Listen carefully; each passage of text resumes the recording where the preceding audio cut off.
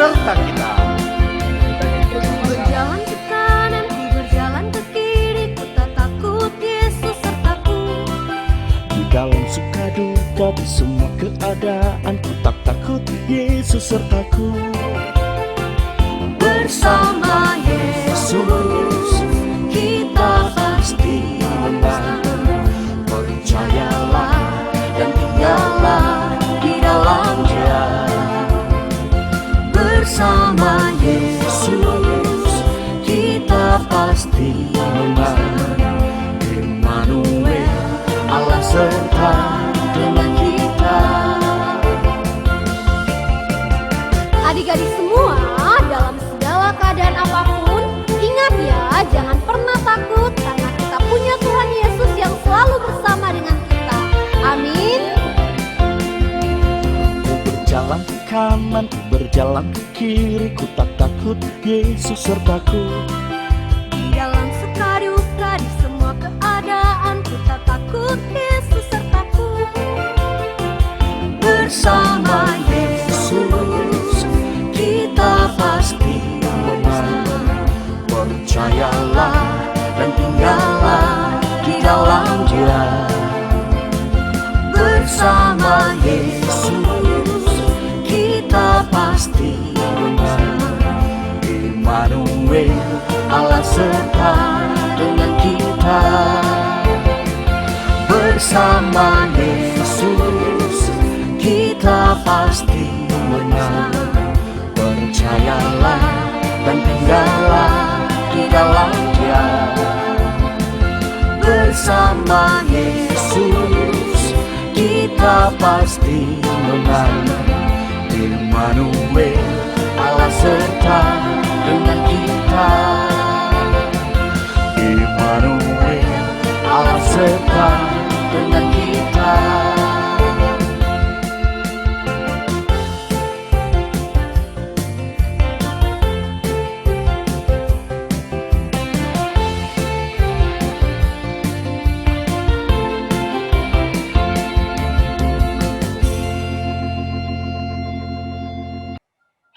Ya, keyakinan kita sebagai orang percaya bahwa Immanuel, yaitu Tuhan kita, tidak pernah meninggalkan kita, bersama dengan kita apapun situasi dan keadaan yang kita alami dan yang terjadi.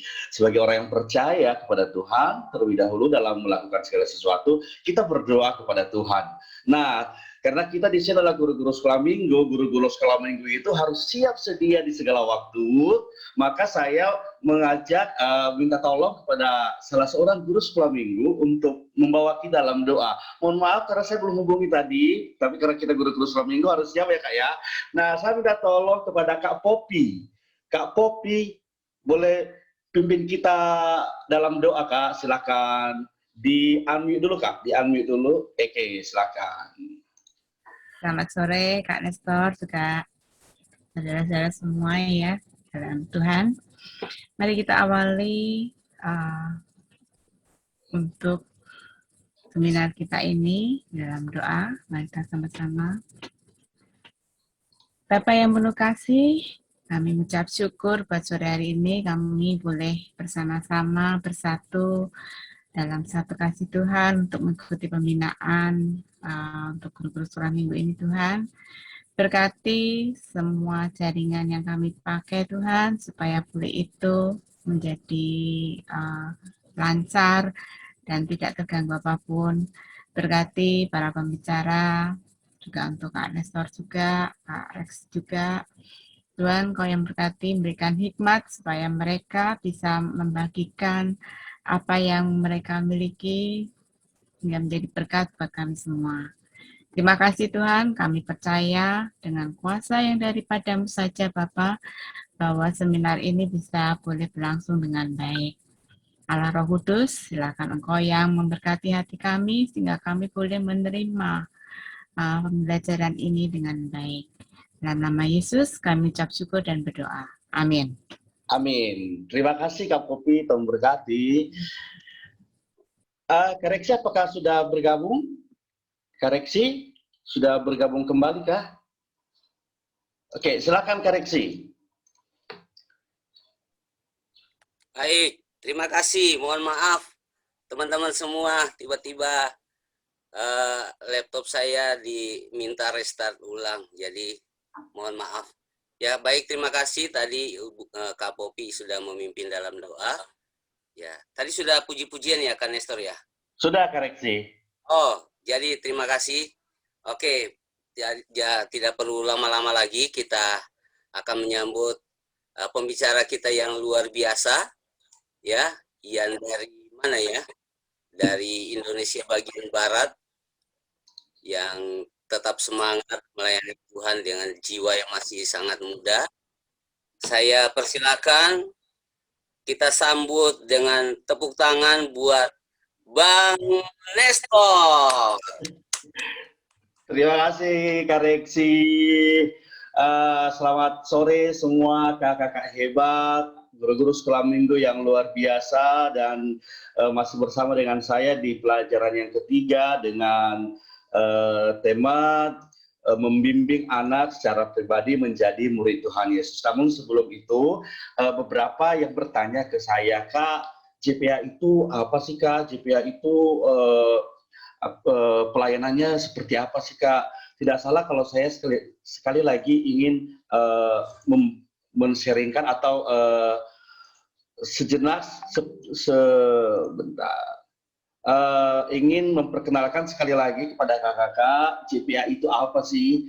Nah, beginilah JPA, inilah dia JPA. Halo kakak-kakak hebat pegiat anak Indonesia dari Sabang sampai Merauke.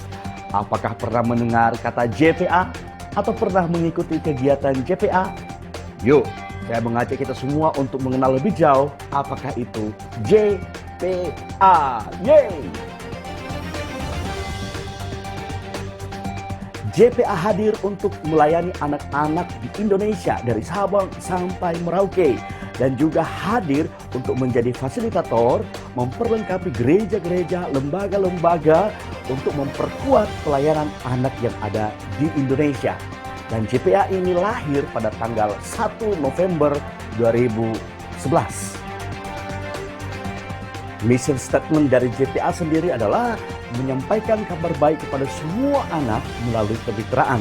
Dan siapakah mitra JPA? Yaitu kakak-kakak guru sekolah minggu yang hadir hari ini.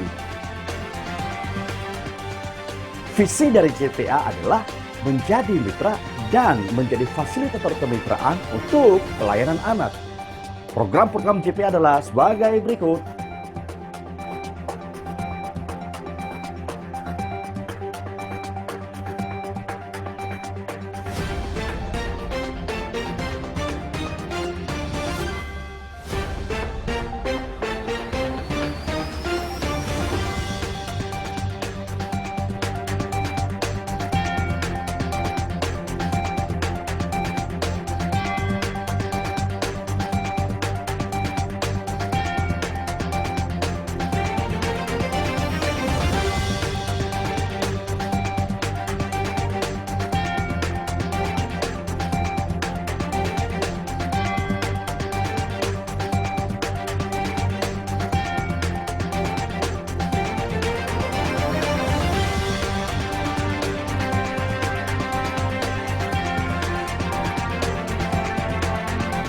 Mari bersama-sama kita bergandengan tangan untuk melayani anak-anak, yaitu anak-anak generasi bangsa kita dan generasi gereja kita.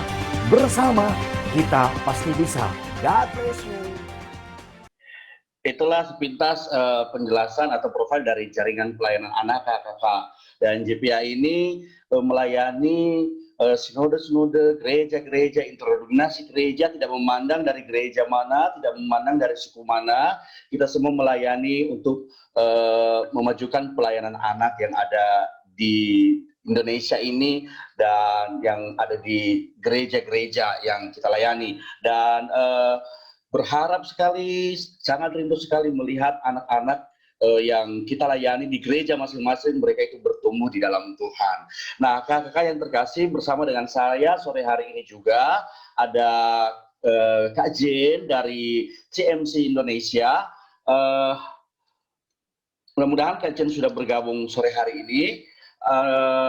Namun mengawali pertemuan kita sore hari ini, saya akan mengawalinya dengan menjelaskan kepada kita betapa pentingnya pelayanan anak. Nah, kakak-kakak, materi yang kedua yang saya bawakan di sesi saya adalah masih dengan tema yang sama seperti minggu lalu, tetapi hari ini kita akan membahasnya terkait dengan anak, ya, lebih spesifik lagi kepada anak, membimbing anak secara pribadi menjadi murid Kristus. Nah, kakak, tentu kita bertanya-tanya, ya, kenapa sih kita ini harus melayani anak? Kenapa sih kita ini harus memberikan perhatian khusus kepada anak-anak? Bukankah mereka itu masih kecil? Bukankah mereka itu masih anak-anak? Bukankah mereka itu masih bisalah dibimbing nanti-nanti saja? Tetapi melalui penjelasan ini semua, saya mengajak kita dan berharap kita bisa terinspirasi dan hati kita dibukakan betapa pentingnya pelayanan anak dimulai dari sejak dini. Nah, saya ingin menjelaskan kepada kita semua betapa pentingnya pelayanan anak ini, kakak-kakak. Yang pertama, kita tahu bersama bahwa pelayanan anak ini penting karena yang pertama, ini dasar yang perlu kita ketahui, kakak-kakak sekalian. Pelayanan ini penting karena Jesus loved the little children. Yesus cinta semua anak di dunia, tidak memandang dia putih, hitam, merah, kecil, besar. Semua anak dicintai oleh Tuhan. Yesus juga mati untuk mereka. Yesus juga berkorban untuk mereka. Nah, Matius pasal 19 ayat 14 jelas-jelas tertulis di sana, kakak-kakak, betapa pentingnya pelayanan anak. Yesus sendiri berkata dalam firman-Nya dalam kitab Injil Matius 19 ayat 14 berkata demikian. Tapi Yesus berkata, biarkanlah anak-anak itu, janganlah menghalang-halangi mereka datang kepadaku, sebab orang-orang yang seperti itulah yang mempunyai kerajaan sorga. Dan dalam kitab Markus pasalnya yang ke-10 ayatnya yang ke-14, firman Tuhan di sana berkata demikian.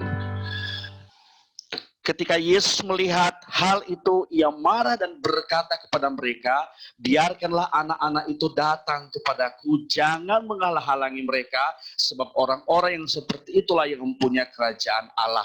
Yesus berkata seperti ini karena sebelumnya ketika murid-murid melihat anak-anak datang kepada Tuhan Yesus, maka murid-muridnya melarang anak-anak itu datang kepada Tuhan, kepada Yesus. Itulah sebabnya Tuhan Yesus berkata kepada mereka, biarkan anak-anak itu datang kepadaku, jangan menghalang-halangi mereka. Dan di sini kita bisa melihat betapa cintanya Tuhan Yesus kepada anak-anak, betapa Dia mengasihi anak-anak. Nah, kakak-kakak, guru sekolah minggu yang hebat, coba sekarang membayangkan wajah anak-anak yang kakak-kakak layani di tempat dan di gereja masing-masing.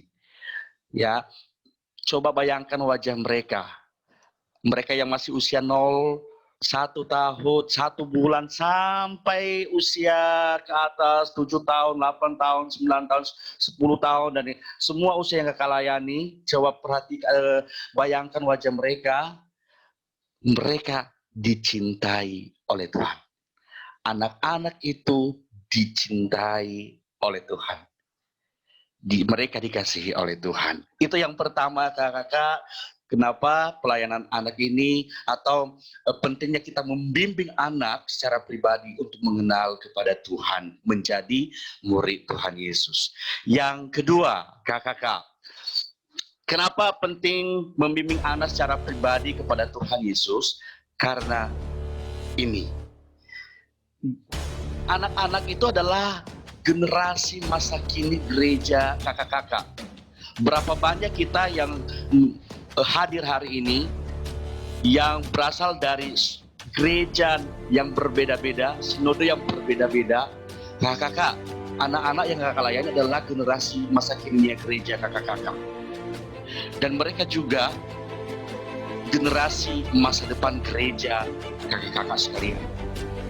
Tanpa mereka, siapa yang melanjutkan dan menjadi generasi penerus dari gereja kakak-kakak?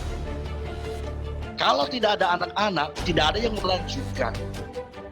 Kalau tidak ada anak-anak, maka bisa kita bayangkan ke depan generasi atau gereja ini akan kosong, bangku-bangku akan kosong. Nah, ini sudah terjadi di negara-negara di luar sana, di negara-negara Eropa dan di negara yang lain. Itu sudah terjadi di mana gereja-gereja sudah tidak lagi dipenuhi oleh generasi muda, tidak dipenuhi lagi oleh generasi penerusnya. Generasinya hilang. Dan jangan sampai terjadi hal ini terjadi di gereja di mana kita melayani. Itulah sebabnya betapa pentingnya pelayanan terhadap anak. Mari kakak-kakak, saya menghimbau kita semua, mulai hari ini mari kita memberikan fokus yang terbaik kepada generasi anak, kepada anak-anak. Bagi saya secara pribadi, pelayanan terhadap anak bukanlah pelayanan nomor 2 dalam gereja, tetapi ini adalah pelayanan yang penting yang harus kita kerjakan bersama-sama. Ya, itu yang kedua, kakak. Ini hanya suara hati saya saja.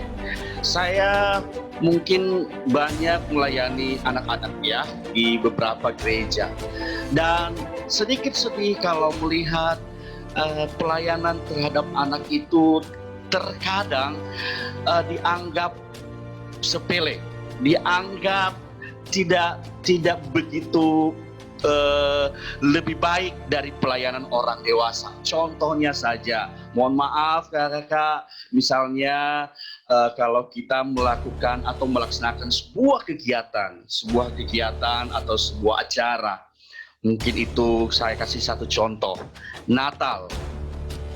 Nah, kira-kira dalam gereja kakak-kakak pelayanan anak atau pelayanan terhadap anak apakah ini dibuat menjadi fokus atau pelayanan ini juga menjadi pelayanan terpenting dalam gereja atau di saat Natal atau bagaimana ya? Semoga kakak-kakak anak-anak ini bisa terlayani dengan baik ya. Semoga anak-anak terlayani dengan baik dan mereka dibimbing dengan baik menjadi murid Kristus yang sejati, menjadi murid Kristus yang baik. Yang berikutnya, kakak-kakak yang terkasih, pentingnya membimbing anak-anak menjadi murid Tuhan. Ini dia. Ketika kami melayani bersama ini ya Percasmi PGI 2018, maka di dalam proposal yang dibuat ada dicantumkan di sana tujuan dari melakukan kegiatan tersebut karena melihat darurat anak di masa sekarang. Ini 2018 kami mengadakan perkemahan sekolah minggu.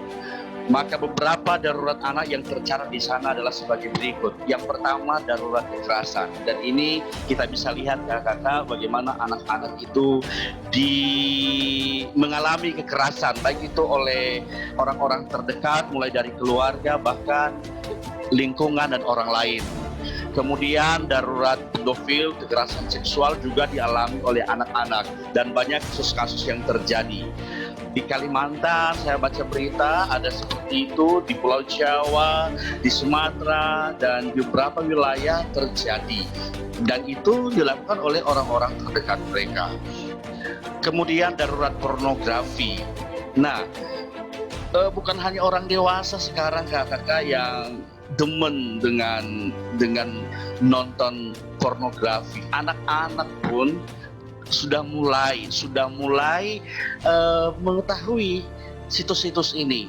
Dan saya kaget sekali ketika ada satu anak berkata kepada saya, "Kak, saya bisa jebol itu walaupun pemerintah sudah sudah blok situs-situs porno, tapi saya bisa jebol." Nah, anak-anak bisa jebol, saya aja masih belum tahu caranya, tapi anak-anak sudah bisa, kakak-kakak.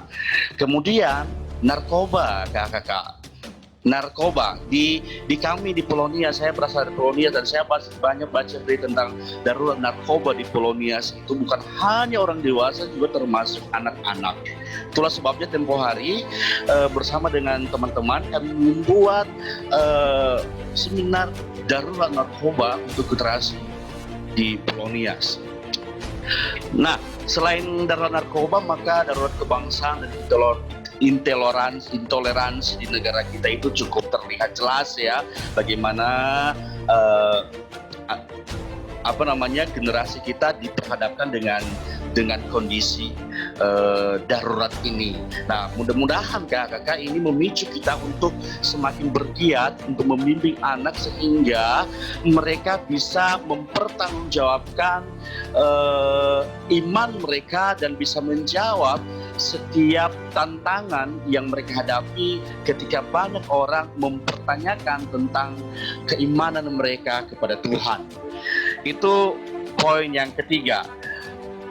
Berikutnya, pentingnya kita membimbing anak kepada Kristus, menjadi murid Kristus, karena kita hidup sekarang ini kakak-kakak di era yang berbeda dengan masa kita zaman dulu. Mungkin di sini ada yang usia di atas usia saya, ada yang 50 tahun ke atas, ada yang 40 tahun ke atas, ada yang usianya 30 tahun ke atas, mungkin ada yang 20 tahun ke atas. Nah, zaman sekarang atau mungkin 15 tahun ke atas, tapi zaman sekarang kakak itu sangat berbeda. Coba kakak bayangkan ketika kita lahir itu berbeda dengan kondisi zaman sekarang. Karena apa? Kita hidup di era revolusi digital yang semakin canggih.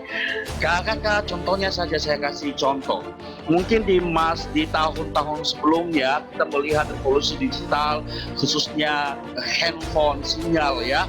Dulu sinyal itu hanya kita pakainya ada istilah-istilah 1G, 2G, 3G, 4G ya, dan kita melihat perbedaannya. Kalau 1G itu itu lemot banget ya. 2G itu sudah mulai ada bisa kirim-kirim gambar gitu ya. 3G udah mulai ada Facebook di waktu itu. 4G apalagi kita ada di masa 4G ya kakak. Di masa 4G sekarang kita lihat kita bisa bertemu muka dengan muka walaupun hanya melalui dunia maya, melalui aplikasi-aplikasi seperti ini. Baik itu seperti WhatsApp, Facebook, Zoom ya, seperti hari ini kita bertemu bertatap muka. Nah, dan luar biasa kecepatannya itu sangat-sangat luar biasa. Apalagi karena hari ini ya 27 Mei hari bersejarah katanya, karena hari ini 5G, 5G, 5G ya, generasi kelima dari internet ini lahir di Indonesia, dan kecepatannya itu lebih cepat 20 kali lipat lebih cepat dari 4G. Nah, kakak sempat saya melihat satu video di mana kecepatan 5G ini luar biasa, di mana orang bisa online bersama-sama dalam waktu yang bersamaan, tapi dalam negara yang berbeda, namun kecepatannya itu sama. Bahkan tidak ada tidak ada yang lag, tidak ada yang delay dan lain sebagainya. Nah, kita coba bayangkan nanti ini kalau misalnya dari GIPS Sutra, dari GPDI, dari GPI, dari BNKP, dari HKBP, kita kolaborasi nih. Ya, saya ciptakan lagu, kakak jadi pemusiknya, kakak di rumah masing-masing pakai 5G, lalu saya menyanyi, kakak main musiknya. Wow, itu luar biasa banget ya kolaborasinya, dan kita membuat satu musik yang luar biasa melalui pertemuan seperti ini, dan itu sangat hebat kakak. Nah,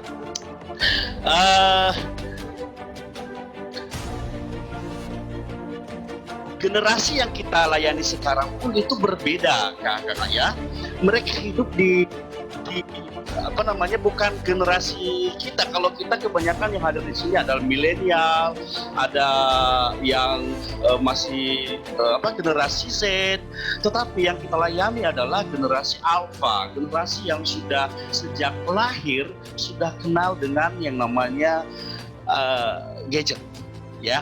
Mulai dari dia lahir dia udah kenal gadget. Kalau bisa bayi yang lahir di era sekarang, kakak, nangisnya bukan wah, bukan, tapi kalau bisa nyanyinya apa gitu ya. Nah, mereka sudah kenal, udah familiar dengan gadget. Dan kita lihat sekarang ini bahwa mereka sudah bisa terhubung dengan banyak aplikasi karena adanya internet, ya. Banyak aplikasi menghubungkan mereka. Dan juga kita lihat sekarang itu jelas sekali generasi ini, ya, sekarang di masa pandemi ini terlihat bahwa mereka bisa belajar walaupun dari rumah masing-masing. Mereka bisa belajar secara online. Nah, dan saya bisa katakan ya bahwa anak-anak bisa genggam dunia tanpa dibatasi oleh ruang dan waktu. Mereka bisa berselancar dan bergerilya serta berpetualang di seluruh dunia melalui internet ini dan melalui gadget yang ada di tangan mereka. Nah, kakak, kita lahir di generasi mana? Lalu yang kita layani generasi yang mana? Ya, ayo, saya juga menghimbau kita semua yang hadir hari ini, minimal kita tahu, jangankan kita menjadi profesional di sana, minimal kita tahu dan kita mengerti, ya, dan saya secara pribadi sangat kagum dan luar biasa kepada kakak-kakak yang bisa mengikuti perkembangan dari internet ini atau gadget ini, digital ini saat ini. Nah, kakak-kakak, dampaknya bagi generasi muda dan bagi anak-anak itu sudah dijelaskan atau sudah disampaikan oleh rekan-rekan. Ada satu video yang dibuat oleh rekan-rekan dari CBN mengenai bahaya dari digital saat ini. Dan ini saya minta maaf kalau misalnya ada, sekalian mohon izin kalau misalnya ada rekan-rekan dari Superbook, dari SBN yang hadir hari ini, saya pakai video ini untuk menunjukkan kepada kita betapa luar biasanya masa di mana kita hidup sekarang dan masa anak-anak yang kita didik atau yang kita layani. Saya menampilkan video ini, mari kita simak baik-baik ya kakak.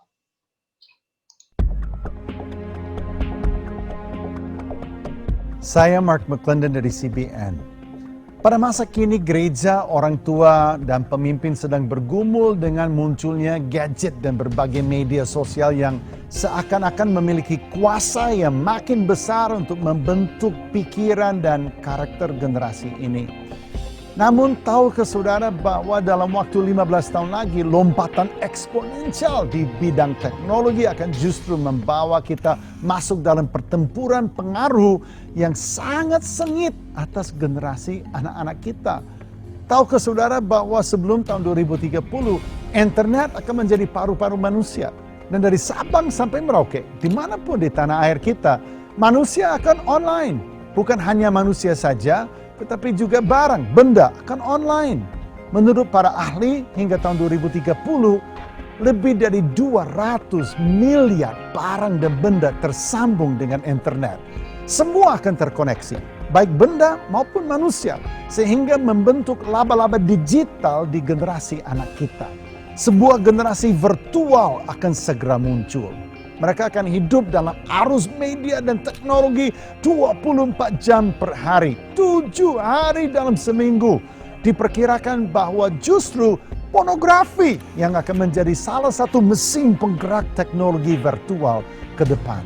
Arus seperti ini tanpa batasan, tanpa saringan, mengalir dari segala arah menjadi tsunami informasi yang memiliki kuasa untuk mengubah pandangan, nilai-nilai, bahkan alur percaya anak-anak kita. Tahukah saudara bahwa di Korea Selatan, generasi anak muda sudah meninggalkan gereja Sisa anak umur 15 sampai 21 tahun yang masih mengaku Yesus tidak sampai 3%. Padahal seharusnya 30% dari anak-anak di Korea Kristen. Mengapa hal ini bisa terjadi dalam waktu yang sangat singkat? Karena mereka tidak memuridkan anak-anak mereka selagi ada kesempatan. Dan kini generasi terlanjur terbawa arus media dan teknologi di Korea Selatan. Sekarang sekalipun gereja ingin memperbaikinya sudah sangat terlambat. Apakah kita juga akan kehilangan generasi anak-anak kita dengan kesalahan yang sama? Pertanyaannya itu sangat-sangat sangat terkesan buat saya secara pribadi, kakak. Apakah juga kita di masa sekarang akan kehilangan generasi gereja kita, ya, seperti yang dialami oleh negara-negara yang di Korea dan negara-negara lain? Apakah gereja kita di Indonesia mengalami hal tersebut?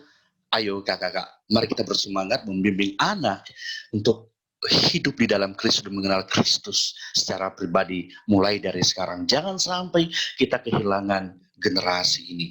Pertanyaan saya buat kita semua melihat era digital yang semakin berubah dan semakin berkembang saat ini. Pertanyaan saya adalah ini kakak. Siapakah yang memuridkan anak sekolah minggu kita? Digital atau kita? Gadget atau kita? Internet atau kita? Handphone mereka atau kita? Dan pertanyaan saya berikutnya, di era sekarang, apakah anak-anak sekolah minggu yang kita layani masih mampukah mereka menghidupi nilai-nilai kekristenan yang baik sebagai murid Kristus atau tidak? Apakah mereka masih sanggup menunjukkan bahwa mereka anak Tuhan, mereka murid Yesus atau tidak? Atau mereka takut? Atau mereka hilang dari gereja kita? Dua pertanyaan ini kiranya menggugah hati kita semua untuk semakin bergiat di dalam membimbing anak secara pribadi mengenal Yesus sebagai Tuhan dan Juru Selamat. Berikutnya, apalagi di COVID yang di pandemi COVID-19 yang kita alami ini juga tantangan buat kita kakak-kakak. Kenapa kita harus bergiat membimbing anak secara pribadi mengenal Yesus sebagai Tuhan dan Juru Selamat dan menjadi murid Kristus? Karena begini kakak, kita kan ada di masa takut untuk berkerumun, takut untuk bertemu. Bagaimana pelayanan sekolah minggu masih berjalan atau tidak? Dan pertanyaan saya di masa COVID sekarang ini, dengan melihat kondisi COVID-19 sekarang ini dan ibadah-ibadah yang kita lakukan, pertanyaan saya begini, bagaimana pertumbuhan iman dari anak sekolah minggu yang kita layani selama masa pandemi ini? Dan bagaimana dampak kehidupan mereka di masa yang akan datang kelak?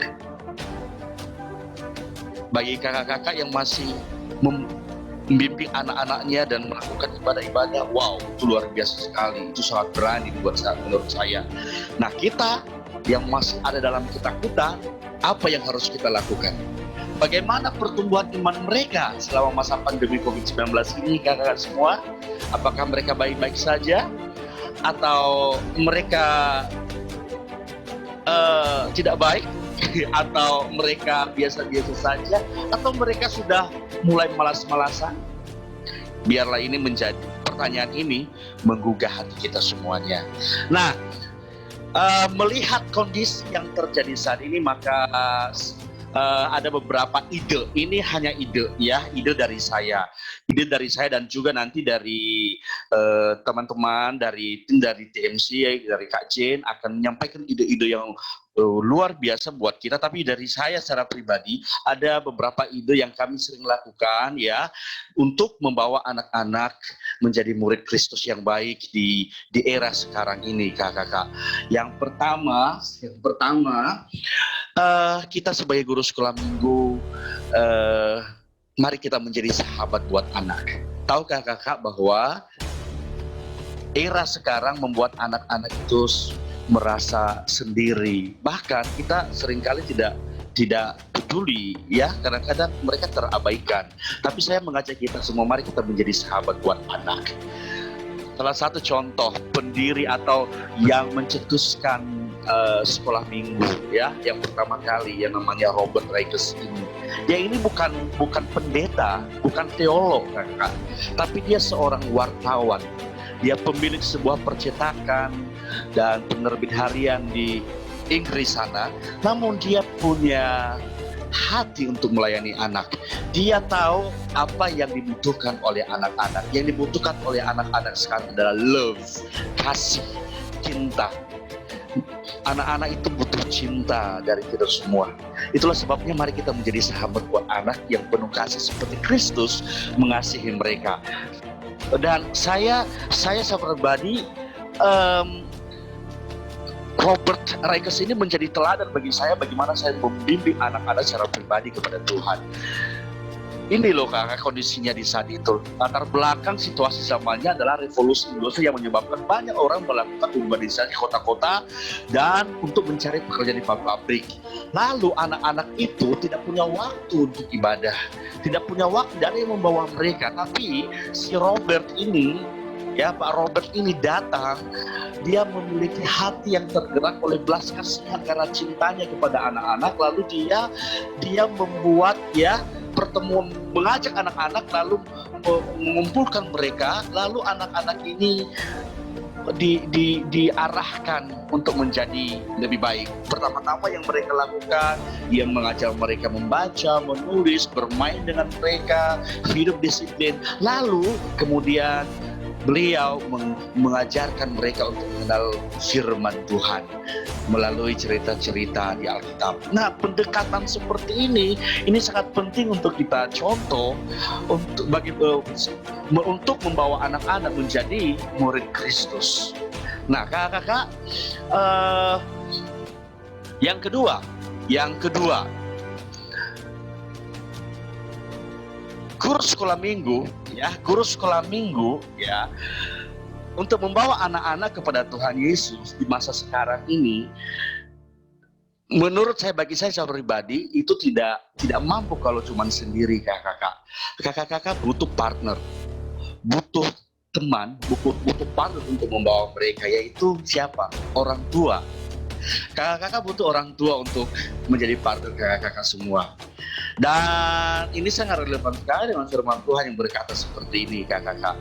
Ulangan pasal 6 ayat 6 sampai 9. Apa yang harus kuperintahkan kepadamu pada hari ini, haruslah engkau perhatikan, haruslah engkau mengajarkannya berulang-ulang kepada anak-anakmu dan membicarakannya apabila engkau duduk di rumahmu, apabila engkau sedang dalam perjalanan, apabila engkau berbaring, apabila engkau bangun. Haruslah engkau mengingatkannya sebagai tanda pada tanganmu, dan haruslah itu menjadi lambang di dahimu, dan haruslah engkau menuliskannya pada tiang pintu rumahmu dan pada pintu gerbangmu. Nah kakak-kakak, untuk membawa mereka pada Kristus dan menjadi murid Kristus, kakak-kakak butuh partner nih, orang tua nih. Ya, kakak-kakak tidak bisa masuk sampai ke rumah mereka, betul kan? Tapi yang lebih banyak waktu dengan mereka siapa? Ada orang tua mereka. Orang tua mereka, itulah sebabnya kakak-kakak, yuk, orang tua itu rekan sekerja kita untuk membimbing anak kepada Kristus. Nah, salah satu contoh yang sudah kami perbuat ini, saya kasih contoh kakak-kakak ya. Contoh ini kami buat belum lama ini kami buat contoh ini. Di gereja kami di BNKP Jakarta, kami membuat sebuah acara namanya storytelling. Nah, storytelling ini siapa yang mengikutinya adalah orang tua. Nah, orang tua mengajarkan firman Tuhan kepada anak-anaknya, gitu ya, mengajar anak-anaknya. Ini dia salah satu contoh, saya berikan contohnya. Kakak juga, mudah-mudahan ini bisa menjadi inspirasi bagi kakak untuk melayani anak-anak. Pasca itu, kasih tahu ya, Pasca itu bercerita di Perjanjian Baru, bercerita tentang ini. Oh, apa gitu. ini? Tuhan Yesus disalib. Nah, kenapa Tuhan Yesus disalib? Nanti Karena Papa mau kasih tahu aja ya. Jadi Tuhan Yesus disalib. Ceritanya dulu nih ya. Ada sama kakak tahu nih. Tuhan Yesus disalib. Tuhan Yesus, ada gambar Tuhan Yesus sama penjahat-penjahat. Dalam orang banyak di sini. Sama Tuhan Yesus penjahat. Nah, ini contohnya kakak-kakak. Ya, itu contohnya. Jadi, kami mengajak orang tua untuk bercerita kepada anak-anak. Kami mengajak orang tua untuk menceritakan tentang Paskah kepada anak-anak. Nah, yang lebih banyak waktu di rumah adalah orang tua. Itulah sebabnya kami mengajak mereka untuk melalui kegiatan storytelling ini, kami mengajak mereka memahami bahwa di masa pandemi ini mereka lah yang lebih bergiat untuk melayani anak-anak. Kami beri pemahaman kepada mereka bahwa mereka lah sebagai kepala keluarga yang perpanjangan tangan dari guru sekolah minggu untuk membawa anak-anak kepada Tuhan Yesus. Dan tentu bahannya kami siapkan, kami berikan kepada orang tua. Kami siapkan bahannya, kami berikan kepada orang tua dan orang tua melanjutkannya. Nah, kakak-kakak yang terkasih, kalau kami dari JPA juga kami menggunakan ada buku yang kami gunakan untuk pemuridan. Nah, buku ini namanya Cilukba dan Rema. Ini dibuat oleh kerjasama dengan rekan-rekan dari PEA, dari berbagai tim yang terlibat dalam pembuatan buku ini, dan kami gunakan untuk memuridkan generasi muda atau anak-anak yang kami layani. Nah, Cilukba ini tujuannya memperkenalkan Yesus secara pribadi sebagai Tuhan dan Juru Selamat anak-anak. Lalu cara pemakaiannya juga ada di buku ini. Metodenya bisa dilakukan dengan perorangan, one on one, atau melalui kelompok-kelompok gitu kakak-kakak. Kemudian, nah ini isinya bergambar ini kami jelaskan dari awal kepada mereka apa itu tentang Allah, lalu dosa, lalu penebusan, kemudian setelah mereka terima Tuhan, jaminan Allah bagi hidup mereka, dan kami ajak mereka untuk bertumbuh di dalam Tuhan. Dan setelah mereka belajar Cilukba, maka mereka belajar Rema. Tujuannya apa? Akhir atau goalnya apa? Anak-anak ini menjadi murid Kristus, dan mereka tertanam di gereja mereka masing-masing, tertanam dalam Kristus, dan mereka aktif melayani. Nah, lalu bukan hanya sampai di sini kakak-kakak semua. Mereka juga melalui proyek ini namanya Proyek Filipus ya. Mereka bukan hanya diarahkan sampai di usia mereka yang anak-anak, tapi bisa diarahkan melalui proyek ini diarahkan ke usia mereka yang lebih dewasa. Ya, ada buku-buku yang kami pakai untuk membawa mereka menjadi murid Kristus yang hidup benar-benar dalam Kristus. Nah, kakak-kakak itu dari saya. Lalu di sini ada bersama dengan kita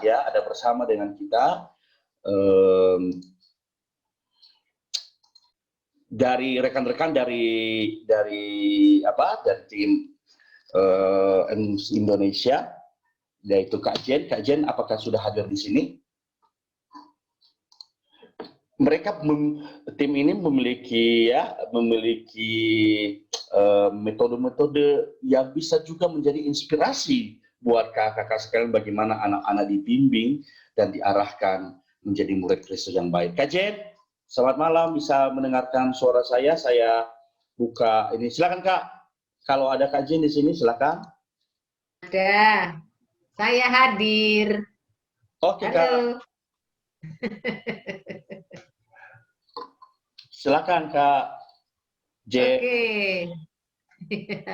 Salam kenal buat rekan-rekan semua, guru-guru. Shalom. Shalom, Kak J. Ya, salam kenal ya. Kami dari TMC Indonesia malam ini mengucap terima kasih sekali buat JPA yang memberi kesempatan untuk kami membagi berkat buat rekan-rekan guru-guru semuanya malam ini bisa ketemu kita ya. Jadi saya bertiga dengan rekan saya namanya Kak Kiki, Kak Rizkian, dia putranya Pak Igria Siswanto. Kalau teman-teman ada yang kenal, kan beliau juga orang aktif di JPA. Kemudian ada Kak Ezra nanti yang akan kasih penjelasan lebih detail tentang materi TMC. Boleh share screen Kak Nestor? Tolong dibuka, bisa share screen. Jadi apa yang Kak Nestor sharingkan hari ini, kami memberi jawabannya juga. Bagaimana membawa anak-anak mengenal secara pribadi saat pandemi ya. Kak Nestor belum bisa nih, bisa di open share screen-nya.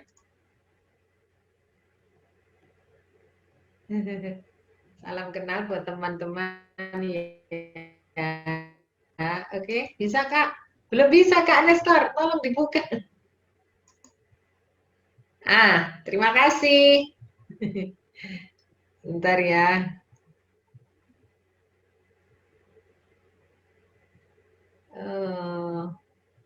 Mana ini?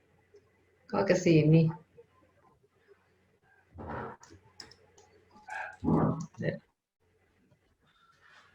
Ya. Kok ke sini?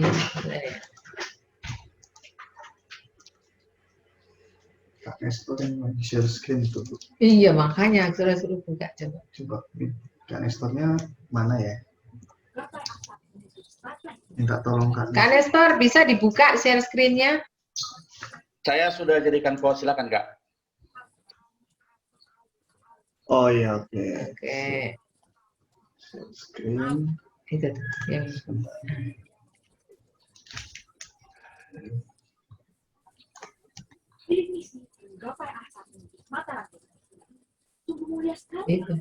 Bidik misi yang memberi kesempatan bagi para mahasiswa untuk menggapai hafalannya di perguruan tinggi dan mengataskan kemiskinan yang mereka hadapi. Bagaimana realitanya? Realitanya diberitakan bahwa puluhan bidik misi akan dicabut. Bagaimana hal yang terjadi? Oke, jadi inilah jawaban di tengah pandemi. Kami mengadakan gerakan mengenal Tuhan di rumah. Ya, jadi karena gerejanya banyak tutup, bagaimana kita mengajak anak-anak itu tetap belajar tentang Tuhan. Nah, bulan ini sampai Juni tanggal 12, kami memberi ongkir gratis sampai 5 kilo. Kalau teman-teman, rekan-rekan mau pesan materi TMC, jadi bulan Mei sampai April itu ada ongkos kirim gratis sampai 5 kilo ya. Oke. Materinya gratis, ongkos kirimnya gratis. Malam ini benar-benar mau bagi berkat nih kami ya. Oke, apa sih TMC? Mungkin teman-teman pengen tahu. Nah, inilah kegiatan kami. Kami sering ke Nias. Kak Nestor. Iya Kak Jen. Ya, kami hampir tiap tahun dulu waktu nggak pandemi. Ya. Kan banyak mitra kami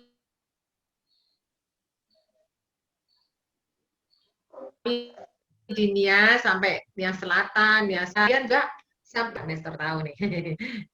Ya, sekarang kita akan masuk di perkenalan. Jadi apa sih TMC ini? Inilah penulisnya, yaitu Josh Iger. Jadi sudah diterjemahkan materi ini pemuritan penginjilan usia 4 sampai 19 tahun. Jadi bersifat alkitabiah dan interdenominasi. Ditulisnya sejak tahun 65 dan sudah diterjemahkan di 120 negara, 120 bahasa dan didistribusi kepada anak-anak di 120 negara di seluruh dunia. Jadi sudah banyak di dunia. Nah, ini anak-anak Wana, ini kesaksian anak Wana ya, tapi saya akan menjelaskan apa sih isinya. Jadi materi ini memang mengajarkan kebenaran firman Tuhan sedikit demi sedikit sehingga anak dapat mencerna firman secara pribadi. Jadi sangat cocok untuk masa-masa pandemi. Anak-anak bisa belajar sendiri di rumah ya daripada main. Inilah jawabannya. Dan Roh Kudus dengan caranya akan meyakinkan anak dan memimpin mereka pada iman keselamatan. Ya, ini kesaksiannya anak suku Wana, bagaimana dia pernah kenal anak suku Wana. Suku Wana itu kan suku yang di pedalaman yang nggak bertuhan ya. Jadi dia animisme. Jadi masih nggak punya agama, tapi adalah tim dari pelayanan namanya Eleo yang bermitra dengan kami. Dia menjangkau sampai ke suku Wana.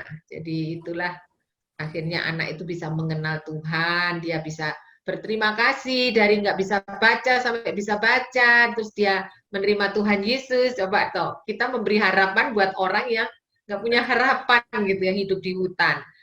Jadi target ministry kami adalah anak-anak, remaja, dan pemuda. Memang materinya itu mulai usia 4 sampai 19 tahun. Bisa dipakai di mana? Bisa di gereja, di sekolah, di kantor, bahkan di rumah, ya kan? Jadi visi kami menjadi mitra guru-guru sekolah minggu, agar guru-guru sekolah minggu memperlengkapi anak-anak mengenal Kristus dan karyanya. Jadi yang kami lakukan adalah menjangkau anak-anak remaja bagi Kristus, mendidik mereka menjadi serupa Kristus, dan melayani secara langsung atau bermitra seperti pada malam ini. Kami juga sudah MOU dengan EE dan mengadakan training bagi guru-guru sekolah minggu dan pembina yang ada di lembaga pelayanan malam ini.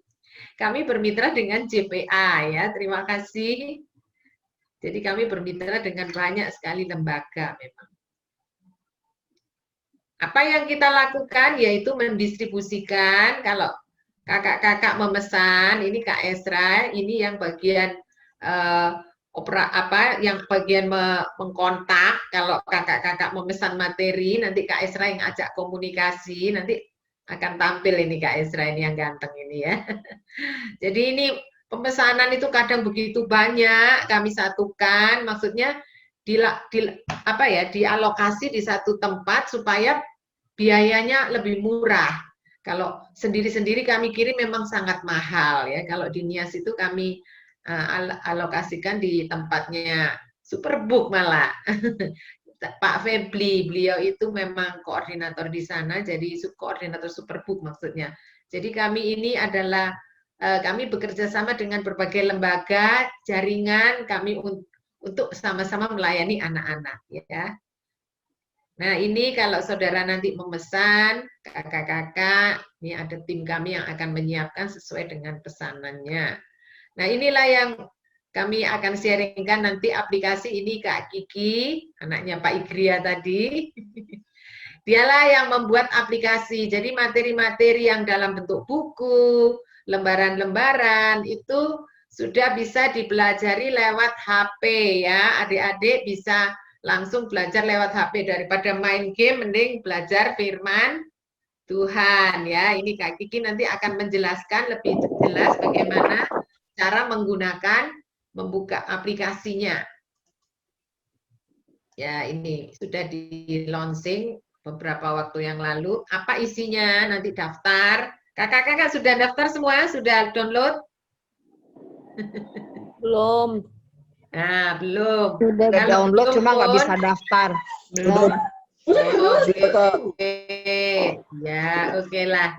Nanti tetap ditolong, jangan khawatir. Jadi nanti semua materi yang kami sampaikan malam ini, kakak bisa lihat di grup WhatsApp ada sudah dikasih sama Kak Kiki tadi ya, PDF-nya.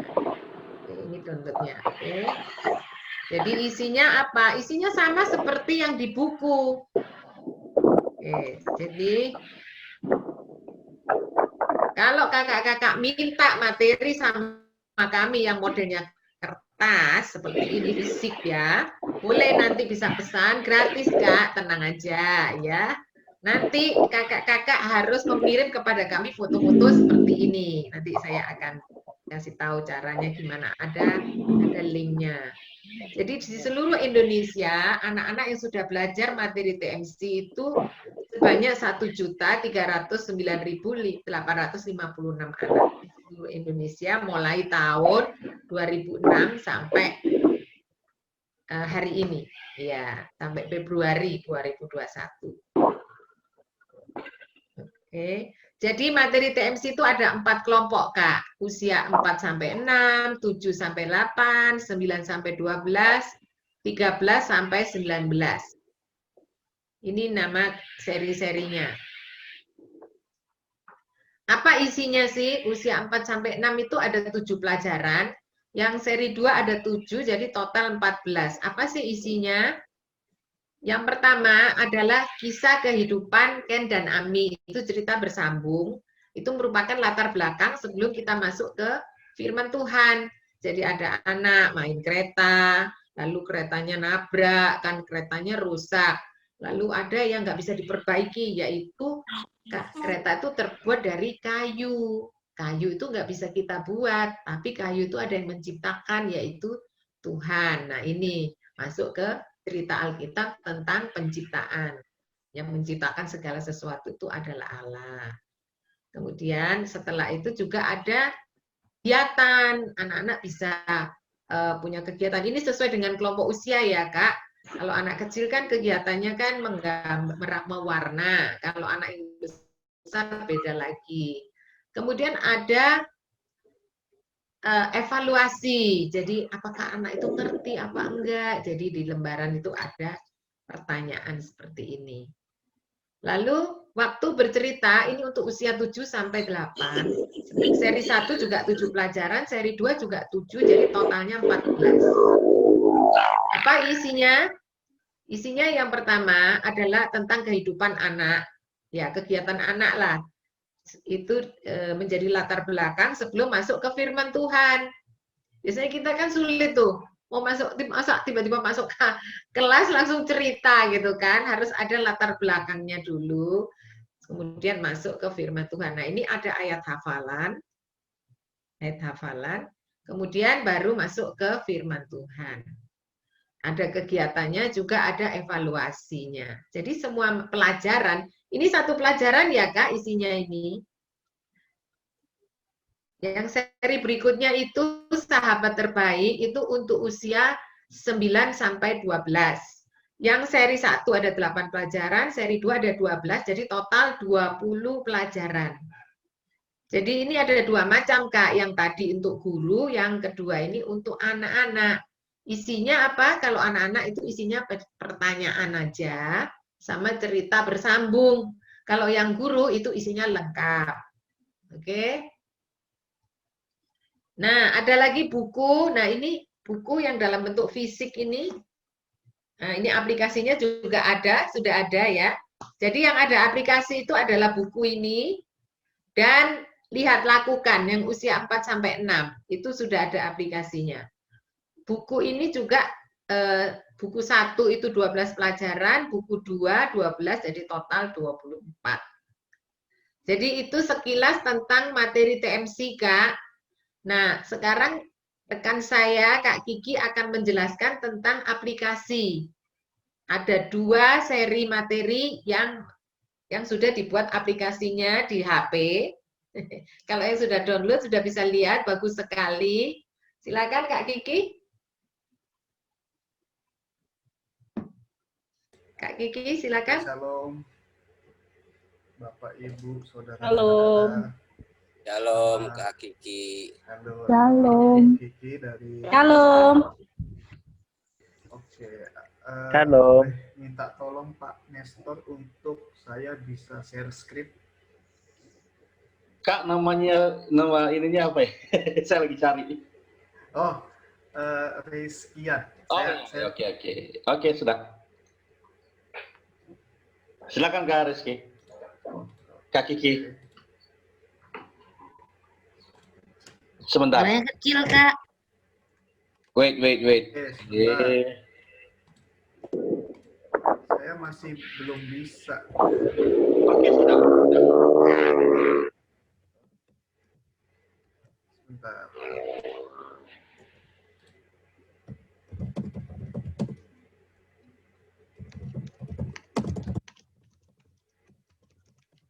Oke, Pak Nestor, sudah saya chat secara pribadi di Zoom.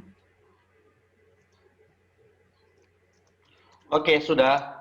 Saya sudah jadikan co-host ya. Oke.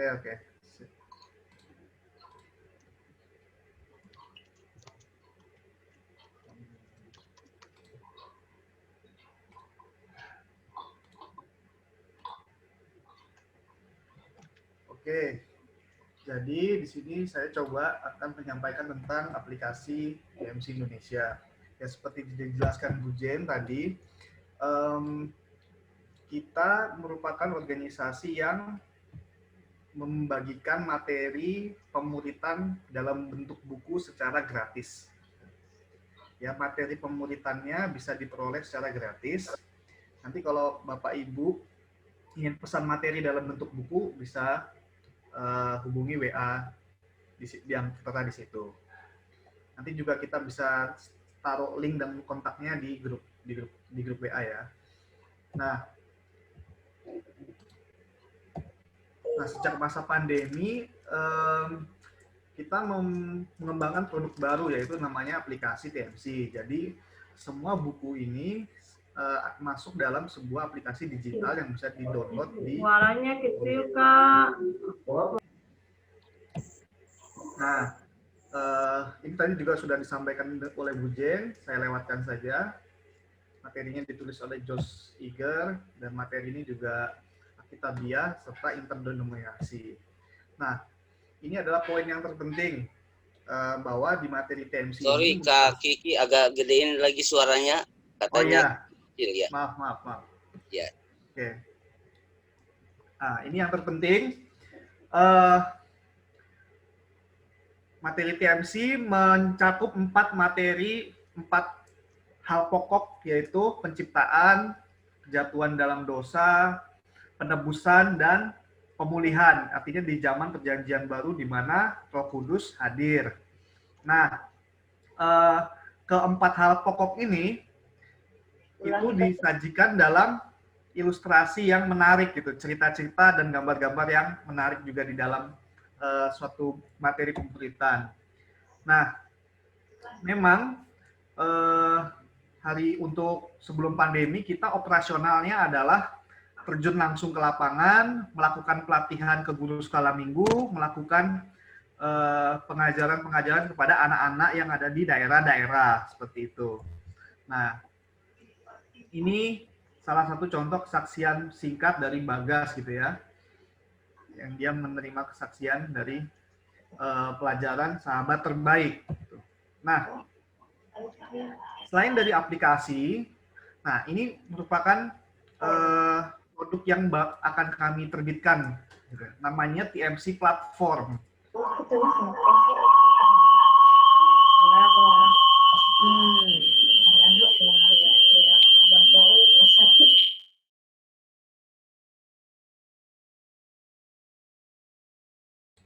Oke. Nah, bagi bapak-bapak, ibu-ibu sebagai guru sekolah minggu maupun pemimpin-pemimpin di gereja, platform ini bisa sangat diandalkan untuk memonitor perkembangan pertumbuhan rohani anak-anak. Nah, sebagai contoh seperti ini. Di sini di atas ada pemimpin gereja atau organisasi. Nah, di bawah pemimpin gereja atau organisasi ada guru-guru sekolah minggu. Nah, guru-guru ini memegang atau memuridkan anak-anak yang ada di kelasnya masing-masing. Nah, anak-anak ini posisinya sebagai end user atau pengguna aplikasi. Nah, Mailbox Club Platform itu nanti akan menampung semua kesaksian anak-anak dan memonitor besaran-besaran kunci untuk menentukan bagaimana aktivitas anak di dalam aplikasi tersebut. Contohnya, waktu rata-rata penggunaan aplikasi per hari, atau rata-rata jawaban benar. Nah, pelajaran yang paling sering dilihat yang mana gitu, yang jadi favorit anak-anak tuh yang mana sih pelajarannya gitu. Nah, nanti data ini akan bisa dimonitor oleh pemimpin gereja seperti itu. Nah, sebagai contoh, nanti pemimpin-pemimpin gereja bisa mengakses seperti ini kira-kira data dari kesaksian dari anak-anak, terus jawaban-jawaban soalnya. Nah, ini kita juga semuanya bisa dimonitor oleh platform ini. Dan ini memang targetnya bukan untuk anak-anak, tapi targetnya adalah pemimpin gereja dan pemimpin organisasi ya, atau guru-guru gitu. Jadi platform ini bukan anak-anak. Anak-anak targetnya adalah aplikasi, tetapi organisasi atau pemimpin gereja mereka memakai platform untuk memonitor penggunaan aplikasi dan pertumbuhan rohani dari anak-anak didiknya. Nah, katakanlah sebagai contoh gitu ya, Bapak Ibu sudah lihat ya, ada materi pelajaran 8 di aplikasi, di file maupun di dalam aplikasi TMC. Nah, di pelajaran 8 ini topiknya adalah tentang keselamatan Bapak Ibu. Nah, di mana keselamatan itu diperoleh hanya karena iman dan karena kasih karunia Tuhan gitu. Nah, katakanlah Pak Herman mau mengajarkan materi ini. Nah, ceritanya ini ada Pak Nestor gitu kan di sini. Nah, Pak Nestor sebagai pemimpin gereja, ia tahu bahwa pertanyaan nomor 2 ini merupakan pertanyaan yang penting. Nah, coba kita lihat pertanyaan nomor 2 itu apa? Aku dapat diselamatkan. Jawabannya A, dengan melakukan perbuatan baik atau dengan percaya bahwa Yesus adalah juru selamatku. Tentu jawabannya B ya Bapak Ibu ya. Percaya Yesus untuk diselamatkan gitu. Nah, skenario yang bisa ditawarkan oleh Mailbox Club platform adalah Pak Nestor dapat mengetahui dan memonitor berapa persen jumlah anak yang menjawab pertanyaan nomor 2 gitu. Pak Nestor juga dapat melihat seluruh data kesaksian anak-anak setelah mereka mempelajari pelajaran 8 dan dapat mengetahui nih mana anak yang benar-benar percaya sama Yesus atau yang ikut-ikutan aja sama teman-temannya gitu. Kita lihat dari kesaksiannya, dia cerita apa di situ. Dan kemudian Pak Nestor bisa mengetahui rata-rata waktu belajar anak gitu pada pelajaran 8. Nah, Pak Nestor sebagai pemimpin gereja nih, pemimpin organisasi, bisa memberi dukungan ke guru sekolah minggu untuk membimbing anak-anak yang mengalami kesulitan. Tahu dari mana kesulitannya? Teridentifikasi dari data-data di sini gitu. Nah, jadi memang platform ini targetnya adalah pemimpin gereja gitu ya. Jadi pemakai aplikasi memang targetnya itu anak-anak sih, anak-anak. Nah, jadi kira-kira itu skema penggunaan platform. Dan platform ini masih dalam tahap pengembangan, jadi masih proses dibikin lah gitu ya. Nah, memang selagi platformnya dibikin ini, aplikasinya sedang diedarkan gencar-gencarnya seperti itu. Nah, tentunya tadi Bapak Ibu, saudara-saudara sudah mencoba untuk download aplikasi ini ya. Nah, memang aplikasi ini untuk saat ini baru untuk handphone yang Android. Karena untuk kami prioritaskan sumber daya kami untuk menjangkau pengguna Android lebih dulu, tapi pengguna iOS nanti akan menyusul. Nah, bagi Bapak Ibu pengguna iOS, untuk saat ini masih belum bisa memang. Tapi demi kelancaran acara hari ini, saya sudah siapkan file PDF. Jadi meskipun tidak memegang aplikasinya, tapi tetap bisa mengakses dalam bentuk file. Dan dalam bentuk file ini hanya pelajaran yang akan kita pakai saja, tidak semua gitu ya. Karena kalau jangan sampai karena nggak bisa install aplikasi, jadi nggak bisa mengikuti acara ini dengan lanjut gitu. Nah, memang beberapa ini kan umurnya baru dirilis dari bulan Maret ya. Mohon maaf apabila terjadi error ataupun tidak bisa daftar dan ada kesalahan-kesalahan lainnya.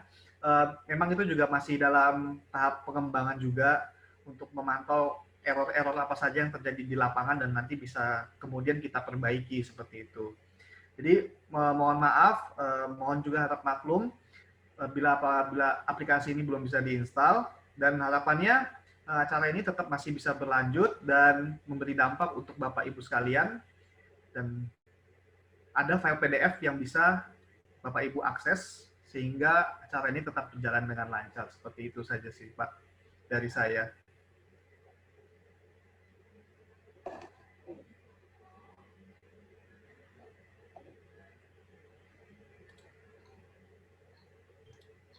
Halo, shalom Kak. Masih di sini ya. Jadi Kak Esra akan memberi contoh bagaimana menyampaikan materi TMC, mengajar anak-anak dengan menggunakan materi TMC. Silakan Kak Esra. Kak Esra silakan. Masih mute Ya, ya. saya minta untuk share screen. Ya, oke, sudah share screen.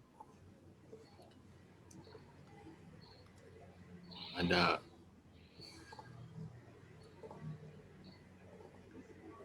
Shalom semuanya. Ya, saya berterima kasih dan bersyukur bisa mendapatkan kesempatan untuk menyampaikan materi yang luar biasa pada hari ini. Dan hari ini saya ingin mempresentasikan bagaimana pelajaran materi Explorer ini, Explorer 1, pelajaran keempat, dapat memberkati kita semua. Jadi, saya akan menjadi guru dan teman-teman semua yang ada di sini, Bapak Ibu Saudara, menjadi anak-anak ya. Saya akan jadi gurunya dan Bapak Ibu Saudara menjadi anak-anaknya. Dan kita akan masuk dalam role play untuk menyampaikan firman Tuhan. Nantinya Bapak Ibu Saudara pun juga akan mengikuti workshop yang akan kami selenggarakan nanti minggu depan kalau nggak salah. Akan ada workshop, Bapak Ibu Saudara akan mengikutinya dan saya akan memberikan contoh terlebih dahulu. Memang yang saya ingin lakukan adalah bagaimana agar Bapak Ibu Saudara dapat mengerti terlebih dahulu bagaimana pelajaran ini menggunakan materi ini. Boleh dibuka aplikasinya atau materi PDF-nya di Explorer 1 pelajaran 4. Jadinya Bapak Ibu Saudara dapat mengikuti materi yang ingin saya sampaikan pada hari ini. Jadi buka di materinya TMC Indonesia ya, lalu kemudian masuk ke dalam ada 4 pilihannya, lihatlah lakukan 1, lihat lakukan 2, Explorer 1, dan Explorer 2. Pilih yang Explorer 1. Pilih Explorer 1, dan kemudian nantinya akan masuk ke dalam pelajaran-pelajaran yang banyak. Pilih yang pelajaran keempat, yang judulnya adalah Siapakah Musuh Kita? Ya, tanpa berlama-lama lagi, kita akan mulai firman Tuhan pada hari ini, dan selamat mendengarkan ya, adik-adik semuanya. Adik-adik, kalau kita tahu di sekolah, terus kemudian kita juga ada di lingkungan tetangga, kita suka main-main ya. Bermain bola, terus kemudian bermain bulu tangkis, ada yang bermain gundu, ada yang main game online bareng. Siapa yang suka bermain? Angkat tangan semuanya, yang suka bermain. Ya, kita semua suka bermain. Ya, wah, terima kasih ibu-ibu yang saudara-saudara yang sudah memberikan respon. Iya, kalau bilang main, suka main. Iya, suka main. Tapi nyatanya, kadang-kadang pada saat kita lagi bermain, kita suka berantem malah. Ih, kamu apaan sih rebut-rebut mainan aku? Ini giliran aku. Lagi main bola, mestinya giliran kita yang nendang bola. Ternyata malah diambil sama Justin contohnya. Diambil sama Justin, aku duluan yang tendang. Dan ditendang langsung, disamber aja bolanya. Aduh, berantem lah kayak gini nih, bukan temen aku nih. Ini musuh nih, ini musuh. Aku nggak mau temenan lagi lah sama si Justin. Atau misalnya lagi main game online, wah malah ada omongan-omongan kasar, omongan-omongan dari kebun binatang, omongan-omongan kasar yang enak banget sebenarnya kalau didengerin. Tapi diucapkan, karena apa? Aku berantem sama dia, aku nggak suka sama dia. Akhirnya berantem terjadi. Lalu kita bilang, aku musuhan sama kamu, nggak friend lagi kita. You and me, no friend. You and me, and. Orang-orang pada bingung. Ini anak-anak pada berantem-berantem, sebenarnya harusnya berteman. Tapi apakah sesungguhnya mereka-mereka yang seharusnya menjadi teman kita adalah musuh kita? Enggak, adik-adik. Sebenarnya begini. Musuh kita yang sebenarnya bukanlah teman-teman yang di kelas kita. Itu mereka teman-teman kita, saling mengasihi ya. Diampunin dan dimaafin kalau memang ada salahnya. Kalau ucapannya suka kasar, yuk dimaafin. Dan kamu pun juga harus baik-baik. Sesungguhnya musuh kita bukanlah teman-teman kita, tetangga kita. Apalagi ayah ibu kita, papa mama kita. Bukan musuh kita itu. Itu orang tua kita, harus kita sayangi. Musuh kita ini adalah setan. Katakan sama-sama. Setan. 1, 2, 3. Setan. Setan. Setan. Oh, yang mesti kita lawan adalah setan. Kalau kamu bilang, Kak, musuhku adalah temanku yang namanya, contoh ya, namanya Angel. Aku nggak suka sama Angel. Abis kalau dia cerewet banget, suka menggosip, Kak, nggak suka. Sis Angel ini juga adalah ciptaan Tuhan. Dia pribadi yang berharga di mata Tuhan. Udah, maafin aja. Musuh kita sesungguhnya harus sama-sama nih. Sepakat kita. Semua adik-adik yang di sini sepakat. Musuh kita sesungguhnya adalah setan. Hai setan, pergi. Gitu. Kalau setan datang, jangan didatengin. Tapi gini-gini. Kadang-kadang kita suka mikir, kalau ada setan, aku bakal tengking. Masalahnya setannya bentuknya kayak gimana? Belum tentu menyeramkan. Setan itu kadang-kadang bentuknya cantik. Kadang-kadang manis. Kadang-kadang mulutnya itu yang di sini ya suara, tiba-tiba kasih suara. Gak apa-apa, berbuat dosa aja. Kalau berbuat dosa bohong sekali, nanti kamu malah selamat. Bilang aja kalau kamu sakit. Jadi kamu nggak usah pergi ke gereja. Kan menyenangkan. Bisa main game.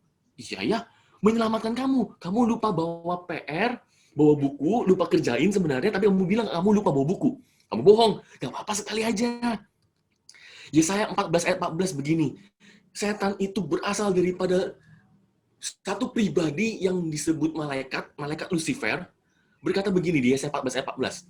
Aku hendak naik mengatasi ketinggian awan-awan, hendak menyamai yang maha tinggi. Jadi setan itu sama nggak sama Tuhan Yesus? Ayo, sama atau enggak? Nggak ada yang jawab. Nggak ada yang denger ya. Sama nggak? Sama saya. Iya, nggak bisa ya, nggak boleh ya. Oke. Sama nggak? Kalau di chat aja ya, di chat aja kalau nggak ya, bantu di chat ya. Sama atau nggak? Nggak sama. Karena setan berusaha hendak menyamai yang maha tinggi. Beda loh. Mau menyamai. Aku mau menyamai. Aku mau ikut-ikutan seperti Tuhan Yesus. Kuasanya mau sama. Tapi nggak bisa. Karena apa? Karena malaikat tidak diciptakan sama seperti Tuhan. Mereka harusnya menyembah Tuhan. Tapi dia mau menguasai surga, menguasai alam semesta ini, menguasai seluruh bumi. Akhirnya setan diberi kutuk, diberi hukuman, jatuh ke dalam bumi. Dan akhirnya mereka yang justru sekarang mengeronggongi kita. Kalau kita lihat, setan menipu Hawa. Di Kejadian 3, setan menipu Hawa melalui bentuk ular. Dia berusaha untuk menyerang manusia pertama. Dikibulin adik-adik. Apakah betul setan ini adalah jahat apa baik? Pada saat dia berbicara, mulutnya manis. Gak apa-apa kamu makan buah itu. Gak apa-apa. Kesannya baik. Padahal menipu. Katakan sama-sama, menipu. Ya apa-apa di mute. Tapi ngomong ya, menipu. Setan menipu. Betul sekali, setan menipu. Kalau kita sama-sama lihat, kalau setan menipu, dengan mulut yang manis, kita semua ya, mungkin aja bisa aja terjatuh kalau kita nggak hati-hati. Loh, Adam dan Hawa itu orang pertama di dunia. Dia itu sama pencipta itu deket banget. Sama Tuhan itu deket banget, bergaul. Allah bisa datang ke Taman Eden, terus kemudian ngobrol-ngobrol. Loh, kalau kita, kalau Adam dan Hawa aja, yang deket sama Tuhan aja bisa tertipu. Apalagi kita. Ke gereja males. Ayo, siapa yang masih males ke gereja? Sekolah minggu. Nggak mau sekolah minggu, mendingan nonton aja, nonton TV. Males, mendingan nonton YouTube, lebih enak. Main game daripada ke sekolah minggu. Baca Alkitab. Aduh, aku aja bingung, Kak. Mau buka Kejadian di mana, Kak? Kak, aku aja bingung, Kak. Ini buka, tadi, Kak, Yesaya berapa, Kak? Yesaya, bingung, Kak, aku, Kak. Mau buka di mana, Kak? Pakai HP. Nggak install. Males. Kalau nggak baca Alkitab, kalau nggak suka ke gereja, nggak suka sekolah minggu, nggak suka ikut ibadah, apalagi lagi online gini, nggak suka, ya gampang banget buat ditipu, adik-adik. Setan bisa gampang banget. Setan itu kerjanya itu adalah menipu. Dia penipu ulung. Lihat adik-adik. Bayangkan adik-adik sekarang sedang berada di dalam satu bukit, ya seperti yang digambar. Dalam bukit. Setan datang, minta kita tuh datang. Lai. Dalam bahasa Mandarinnya, lai itu tadi datang. Datang sini. Lai. Kam. Ayo sini. Datangnya bukan dengan keadaan serem. Gitu. Mukanya kayak jelek gitu. Ayo, itu mah takut semua anak-anak, semua pada ngeri. Gak berani ke WC ya sendirian ya. Tuh, Karena apa? Karena ada setan. Itu mah setan cupu. Itu mah nggak usah ditakutin setan yang begitu. Yang lebih ngeri setan yang menggoda kita. Ayo sini pornografi, ikutannya masuk, ikut. Gak apa-apa, nikmat lo pornografi. Sini. Ikut sini. Kamu coba. Nyontek aja itu lebih menyenangkan daripada belajar sungguh-sungguh. Akhirnya iblis serang kita dan gak pernah tahu bahwa kita berada di jurang, masuk dalam genggaman iblis, masuk dalam genggaman dia, dan kita diikat dalam suatu dosa. Dia menipu. Setan itu pengen menipu kita, adik-adik. Kalau kita nggak hati-hati, kalau kita nggak berjaga-jaga, akhirnya kita masuk ke dalam ikatan dosa. Dosanya bisa macam-macam, adik-adik. Semua dosa itu tidak baik di mata Tuhan.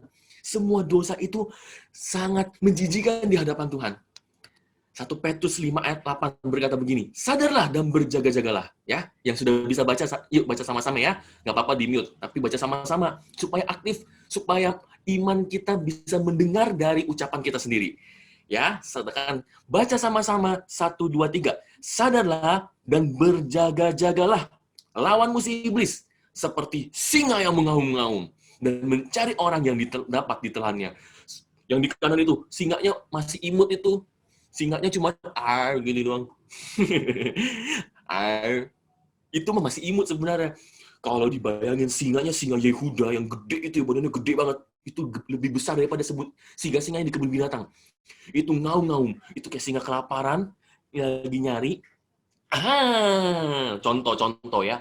Andi nih nggak berdoa. Andi nih lagi goyah nih imannya nih. Siap diterkam. Simon lagi nggak suka pergi ke gereja, ibadah online nggak suka ya, bagus, diterkam dari belakang, makan, ngeri loh. 1 Petrus 5 ayat 8 dikatakan sadarlah, adik-adik, katakan sama-sama, sadarlah, ayo, kakak mungkin nggak bisa dengar, tapi Tuhan Yesus bisa dengar. 1, 2, 3, sadarlah, sadar. Kalau nggak sadar, nanti gimana? Pikir-pikir dulu, nanti aja deh sadarnya, nanti aja deh percaya Tuhan Yesusnya, nanti aja deh. No. Kakak ingin tegas berkata, sadarlah dan berjaga-jaga. Jangan sampai iblis. Yohanes 8 ayat 32. Karena kamu sudah mengetahui kebenaran ya. Dan kamu akan mengetahui kebenaran. Dan kebenaran itu memerdekakan kamu. Kakak hari ini kasih tahu kebenaran. Bahwa iblis itu deceiver, penipu, pembohong. Dia itu bisa nerekam kita. Dengan cara-cara yang nikmat. Udah nggak apa-apa, begini aja. Udah nggak apa-apa, begitu aja. Berdosa, it's okay, it's fine, it's okay. Padahal mengikat dosa, seperti tadi di gambar tadi, bisa masuk dalam jurang, ngeri banget. Akhirnya kita bisa jatuh dalam dosa, terikat dan jauh, lepas daripada Tuhan Yesus. Dan akhirnya kita jadi anak iblis, anak setan. Siapa yang mau jadi anak Tuhan Yesus? Angkat tangan. Angkat tangan. Dimanapun adik-adik berada, angkat tangan. Siapa yang mau jadi anak Tuhan Yesus? Ya, pada angkat tangan semuanya. Terima kasih atas respon kalian. Kalian luar biasa. Kalian berkomitmen ingin menjadi anak Tuhan Yesus. Dan kebenaran hari ini adalah akan memerdekakan kamu. Mari kita bersama-sama menjadi anak Tuhan Yesus. Sekarang kita buka di Berburu Harta di aplikasi kamu. Sekarang kalau misalnya kamu akan stop share ya. Sekarang ini kan ada materinya nih. Ada tanda panah di sini, bisa diklik. Nah, kalau diklik ini berburu harta. Berburu harta. Itu ya. Coba aku bisa nggak ya buka. Nah, coba isi. Berburu harta, kira-kira nih, apa isinya? Aku akan share screen aplikasi yang ada di HP-ku, supaya kita bisa ngisi sama-sama. Nah, ini Explorer 1, kita masuknya ini pelajaran 4, ya, terus kemudian di sini tanda panah ya, bisa diklik, dan kemudian bisa di kode rahasianya kita masuk dalam berburu harta. Kira-kira siapa nih yang udah bisa jawab? Ada yang udah bisa jawab? Aku coba lihat chat. Kakak izin lift. Jangan, mau di lift gimana? Mau berburu harta malah di lift. Oke, siapa yang udah bisa jawab? Aku tunggu. Kakak tunggu. Yang bisa jawab langsung chat di layar, di Zoom ya. Kakak tunggu siapa yang menjadi yang paling pertama. Kakak tunggu jawabannya. Jawabannya apa nih? Coba dijawab ya, dijawab. Ayo, dijawab. Ini gampang loh. Ini kan kalau yang ini titiknya ada 2. Berarti jawabannya S. Nah, diklik tuh S. Terus kemudian ayo coba dijawab. Ada yang berani mau jawab, kakak akan apresiasi, kakak akan menghargai jawaban kalian. Wih, siapa nih? Veronica Situmorang. Wah, ini luar biasa. Adik ini nih ya, Veronica. Kita lihat. Bener nggak ya jawabannya? Satan wants to deceive me. Kurang dikit, Kak. Kurang dikit. So, mestinya ada ada ini, Kak. Antara me dan he itu mestinya ada satu kata, Kak. Satu kata yang kurang. He can destroy me. Nah, coba. Adik Veronica udah bener nih. Wah, itu Kak. Wah, adik Amelia nambahin. Oke, kita klik ya. Kita tulis ya. Satan wants to deceive me. So, he can destroy me. Kakak, artinya apa sih, Kak? Ini bahasa Inggris. Kakak jelasin. Artinya adalah setan atau iblis mau menipu kita, menipu saya, sehingga dia bisa menghancurkan saya. Jadi ketika dia menipu, dia akan hancurkan. Jadi jangan pernah mau ditipu, sehingga dia nggak bisa ngancurin kita. Yeay, kita jawab oke. Dan pasti jawaban, jawabannya salah. Tunggu dulu. Ini apa nih? Apa musibah besar semua ya? Satan.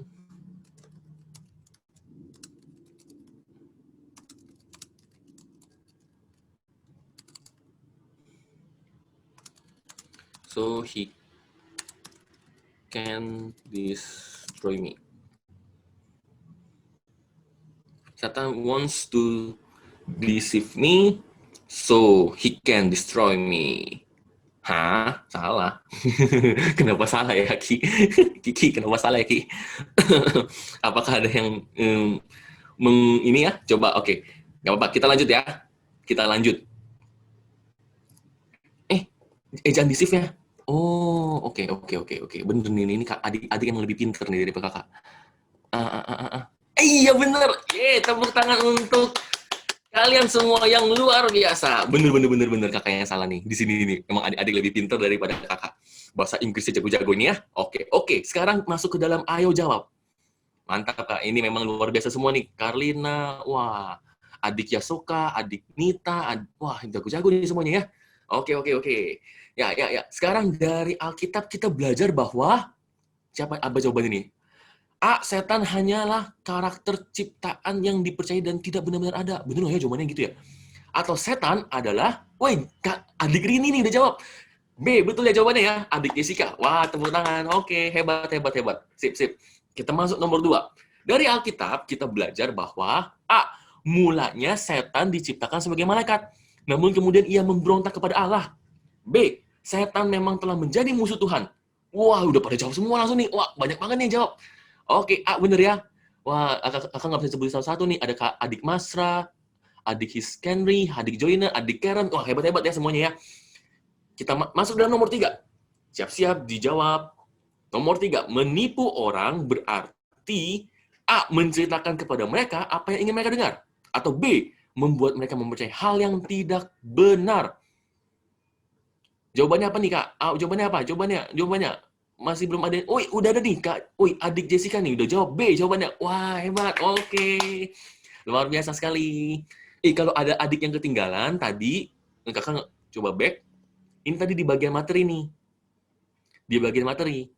Dibuka materinya Explorer 1, pelajaran 4. Lalu kemudian ada tanda panahnya di bawah. Bisa masuk ke sini. Ini jawabannya kok masih ada. Iya dong, jawabannya masih ada. Jadi kalau adik-adik nge-back, masih bisa tetap ada jawabannya supaya bisa ngelanjutin. Ya, nomor 4, setan mencobai kita dengan hal-hal yang A, selalu terlihat buruk, B, bisa terlihat indah namun sebenarnya tidak baik. Jawabannya, wajah pinter-pinter nih adik-adik semuanya, Kak. Adik Laura, adik Debbie, adik Herna, adik Francisca, luar biasa. Nomor 5. Semangat ya, semakin semangat nih kita semua. Kita dapat terhindar dari tipu daya setan dengan, udah jawab semua, Kak. Adik-adiknya cepet banget jawabannya. A ya, mengenal dan menaati apa yang Allah firmankan dalam Alkitab. Kita lihat jawabannya. Oke, kalau di oke, jawabannya berapa banyak yang benar? 5 soal kamu jawab dengan benar. Wow, berarti jawab yang benar semua.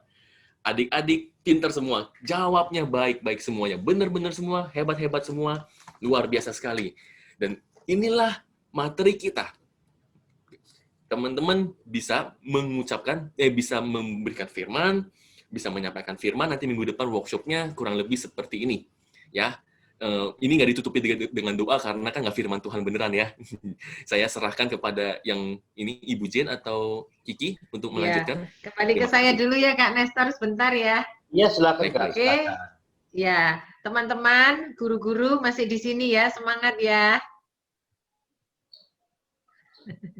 Jadi gini Kak, kami memberi kesempatan, kata Kak Nestor, kami akan jumpa lagi dengan kakak-kakak semua minggu depan. Jadi kami memberi tugas untuk kakak-kakak minggu depan tampil menyampaikan materi TMC yang ada di grup. Nah, di kakak-kakak yang dari Indonesia, boleh Kak Nestor di-share itu yang saya share di grup itu? Kak Jen, maksudnya kakak-kakaknya, karena minggu depan materinya, pembicaranya ada Kak Yeni, jadi minggu depan itu maksudnya kakak-kakak di rumah memvideokan saja Kak, supaya nanti boleh videonya. Iya, gitu. Boleh. Nanti dikirim jadi, ya materinya ada di, Kak Nestor sudah share Kak? Saya share di grup. Di nomor Kak Nestor pribadi kayaknya itu. Jadi supaya teman-teman tahu bahwa materi tugasnya yang mana gitu kan. Oke. Ini ya. Boleh saya share di chat aja. Ini saya share di chat ya. Jadi teman-teman yang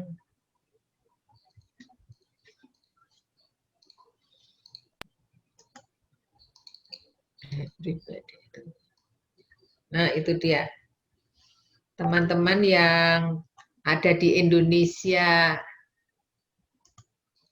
Timur. Nah ini supaya semua dapat berkat. Teman-teman yang ada di Indonesia Barat nanti menyampaikan firman-nya dari Explorer 1 pelajaran 8. Judulnya Aku Dapat Menjadi Anak Allah. Lalu teman-teman yang dari Indonesia Timur itu mengerjakan Explore 2 pelajaran 8. Judulnya Musuhku Diri Sendiri. Nah, yang di Indonesia Tengah itu boleh memilih, ada 2 materinya. Lihat lakukan 1 pelajaran 4, judulnya Lebah yang Marah, atau lihat lakukan 2 pelajaran 4, judulnya Malam yang Gelap. Boleh di video, lalu dikirim kami, nanti yang terbaik dapat hadiah dari TMC Indonesia. Oke? Jadi kami memilihnya hanya, itu ada 3 kelompok kan? Ya, hadiahnya 3 orang terbaik nanti dapat hadiah. Oke? Indonesia Barat 1 orang pemenangnya, Indonesia Timur. Jadi yang tercepat dan terbagus ya penampilannya. Indonesia Tengah. Oke.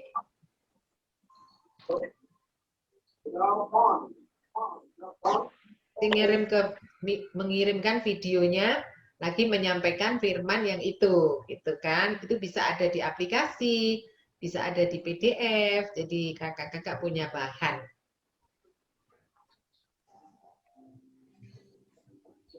Oke.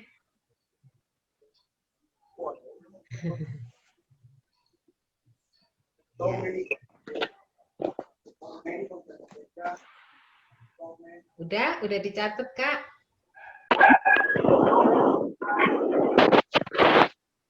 Bagi yang mau memesan materi, silahkan klik di link pemesanan, tadi sudah di-share oleh Kak Nestor. Nanti kami akan siapkan, materinya gratis ya Kak, nggak bayar, Tuhan sudah membayar. Hanya ongkirnya saja yang kakak tanggung. Nah, ada promo juga bagi kakak-kakak yang tinggal di Pulau Sumatera, 5 kilo pertama itu free. Oke, ada yang mau ditanyakan Kak? Tadi saya ada pertanyaan satu, saya nggak jelas ya Pak, Kak Nestor yang nanya nih. Gimana caranya supaya guru sekolah minggu bisa dapat laporan anak sekolah minggu udah sampai materi mana di The Mailbox Club? Maksudnya apa ini ya Kak ya? Saya kurang paham laporan anak sekolah minggu maksudnya apa gitu. Siapa yang nanya tadi Kak? Saya nggak ada di sini. Kak Rini. Kak Rini, ya Kak Rini boleh unmute terus maksudnya apa Kak Rini biar saya jawab. Iya, terima kasih Kak. Tadi saya mau nanya, soalnya kan tadi di penjelasan awal, kalau dalam ini kan nanti dibilang tadi pimpinan gereja bisa dapat laporan sampai ini begitu Kak. Ya, makasih Kak. Ya, itu gini, itu kan yang ditawarkan oleh Kak Rizkian tadi kan platform ya. Jadi laporan itu bisa dilihat itu lewat platform itu jadi gini loh, platform itu gini Kak, kita bisa mengakses di internet. Nah, caranya nanti kami yang kasih kuncinya, cuman ada syaratnya Kak, karena platform itu seperti ruangan besar yang kita siapkan, lalu masuklah di situ nama anak-anak. Nah, kalau gedungnya besar terus anaknya cuman 100, cuman 50 kan mubazir gitu kan. Jadi kalau anak-anak sudah download aplikasi, murid-murid itu, terus kemudian mereka sign in ya, daftar dan mengerjakan. Jadi kami bisa tahu, oh ini anak ini dari gereja GBI misalnya Jakarta Pusat misalnya. Jadi semua anak kelompoknya GBI Jakarta Pusat ini mungkin ada kayak ke pemimpin gerejanya yang membawai cabang-cabang gitu kan, mungkin di seluruh Indonesia cabangnya. Nah, itu bisa kami buatkan platformnya sehingga gereja pusat itu bisa mengecek ya, memonitor berapa sih jumlah anak sekolah minggu yang dibawa gereja pusat ini. Dia tinggal buka platform itu seperti program yang ada di internet gitu. Kalau saya boleh. Makasih Kak Jen. Berarti ada minimal pesertanya ya Kak ya? Iya. Nah untuk itu Kakak bisa mulai sekarang men-sharingkan ke gereja-gereja. Nanti gerejanya itu misalnya nih kelompoknya apa ya? Saya akan kerja sama Mak EE. Kakak-kakak tahu EE ya? Iya Kak, saya pengajarnya juga. Nah itu dia. Nah semua orang, semua gereja yang bermitra dengan EE itu kan saya bilang sama teman-teman EE, pada saat anak-anak itu sign in, daftar, lembaganya itu tulis nama gereja, strip EE, gitu. Jadi kami tahu, oh itu kelompoknya dari teman-teman EE. Nanti kalau semua, itu kan bisa di-sort ya. Semua nama-nama yang ada EE-nya itu kami buatkan platform, jadi semua guru EE bisa masuk ke situ. Kami kasih akses, jadi begitu kakak klik gitu langsung masuk ke platform itu, jadi bisa lihat data anak-anak, jawaban anak-anak, kesaksian anak-anak, nama anak-anak, itu bisa di-sort juga. Itu berusaha misalnya gereja. Jadi yang penting itu isi lembaganya itu Kak. Lembaganya itu nama gereja plus EE gitu. Jadi kakak tahu kalau sort nama gereja aja langsung ketahuan gereja A ini berapa anak ini yang dari gereja itu. Gitu. Oke, baik Kak. Semangat Makasih. ya Kak, sharing ya. Kak. Ya, sharingkan linknya aplikasi itu ke sebanyak mungkin murid-murid supaya Baik, mereka Kak. Makasih. sign in. Nanti kalau sudah kita lihat, wah ini udah dari EE, ini kelompoknya udah kami buatkan itu platform itu. Jadi langsung kakak-kakak semua yang tim EE bisa masuk ke situ. Gitu. Makasih Kak. Oke, jadi ini fasilitas buat guru-guru sebenarnya. Enak banget kalau bisa punya itu, Kak. Ayo semangat sharing ke teman-teman, oke? Ada lagi? Ada lagi yang mau ditanyakan, Kak? Silahkan. Sebelum Kak Nestor nanti cut saya. Oke? Sudah? Kalau sudah... Oke. Ya. Kalau sudah nggak ada pertanyaan, saya kembalikan ke Kak Nestor.